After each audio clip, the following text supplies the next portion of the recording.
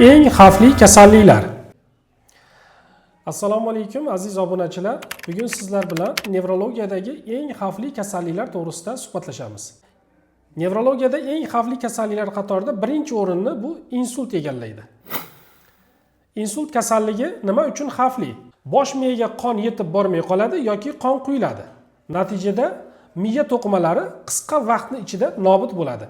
Miyaga qon quyilishi yoki yetib bormasligi natijasida tezda bemorlarda qo'l-oyoqlarda falajlik belgilari, yutinishni qiyinligi, gapirishni qiyinligi, yura olmaslik, xotira buzilishi hamda og'ir holatlarda o'lim bilan yakunlanishi mumkin. Ikkinchi o'rinda meningit. Meningitda bosh miya pardalari yallig'lanishning hisobiga juda ham tezda bosh miyada infeksiya tarqalib ketadi.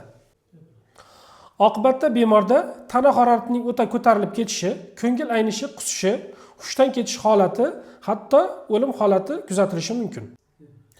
Uchinchi o'rinda epilepsiya kasalligi yoki tutqanoq sindromi turadi.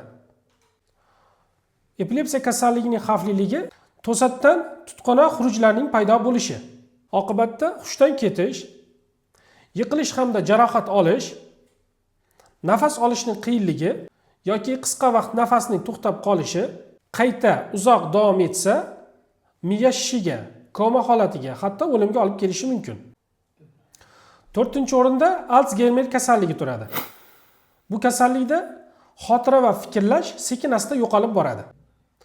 Kundalik hayotni boshqara olmaslik va to'liq parvarishga muhtojlik paydo bo'ladi. Bu kasallik ko'proq keksa yoshda uchraydi. Beshinchi o'rinda Parkinson kasalligi yoki Parkinsonizm. Parkinson kasalligida harakatni boshqaruvchi nerv hujayralari zararlanadi. Natijada bemorlarda qo'l-oyoqlarning titrashi, ya'ni qaltirashi, harakatni sustligi, mayda qadam bo'lib qolishi, bemor yurganda oldiga tezlashib, hatto yiqilib tushishi, keyinchalik bemorlarda yutinish hamda nafas olishning qiyinlashishi, o'zi mustaqil ovqatlana olmaslik, o'rnidan tura olmasligi hayotini xavf ostiga qoldirishi mumkin. Oltinchi o'rinda bu miya o'smalari. Miya o'smasining hisobiga bosh miya ichki bosimining ortishi, bemorlarda o'ta ham kuchli bosh og'rig'i, ko'ngil aynishi, qayd qilish holatlari, hushdan ketishi, hatto tutqanoq holati kuzatilishi mumkin.